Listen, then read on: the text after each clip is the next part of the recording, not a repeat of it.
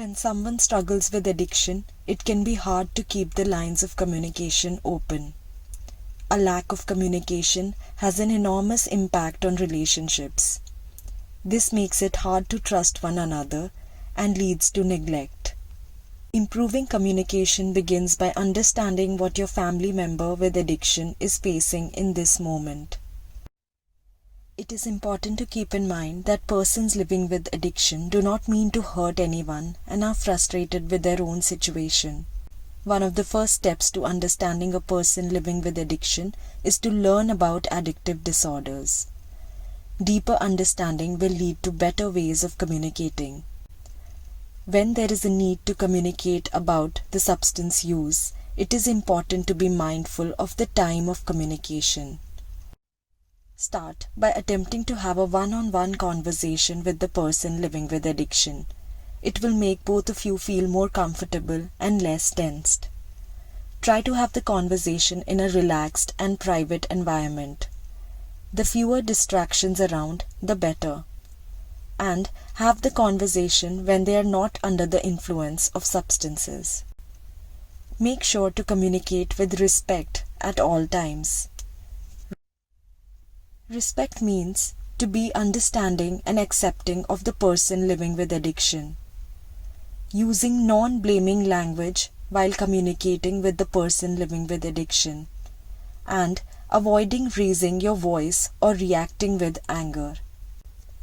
Here is an example of what respectful communication looks like. Instead of, "Why don't you just stop using drugs? You are so selfish."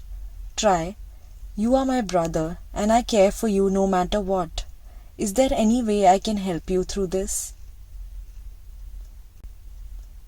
Listen. Don't just speak. A valuable part of communicating is listening to what the person living with addiction has to say. Persons living with addiction may find themselves in one-sided conversations and may not feel heard. Active listening is the process of hearing out what they are saying without interrupting and responding in ways that encourage them to share details that they have not shared before. When a person with addiction confides in you, listen without interrupting, criticizing, or judging. As we listen, it is also important to validate. When we validate the experiences of a person living with addiction, we recognize and accept their feelings and experiences as real and important. You can validate a person's experiences by giving verbal affirmations such as, "I understand that you are feeling angry right now."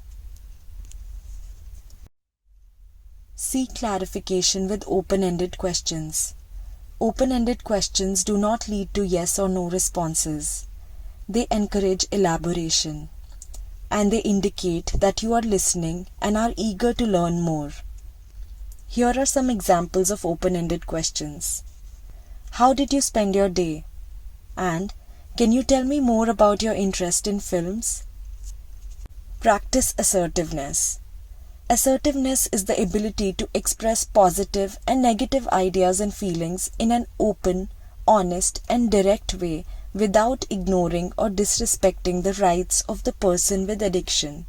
Here are some practical ways to practice assertiveness. State the facts by explaining the situation and its impact on you without being disrespectful. Use I or me statements such as, "I feel worried when I see you drinking excessively." Collaborate together to solve problems. This shows that you are not wanting to fight but instead work towards a solution.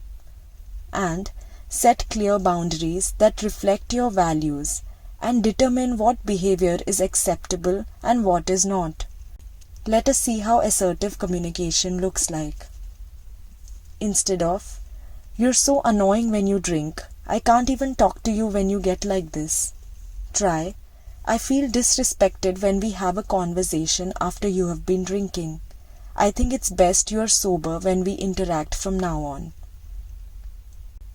If we don't know how to properly communicate with one another, our conversations can quickly turn to anger, avoidance, depression, or indifference. Let us communicate better.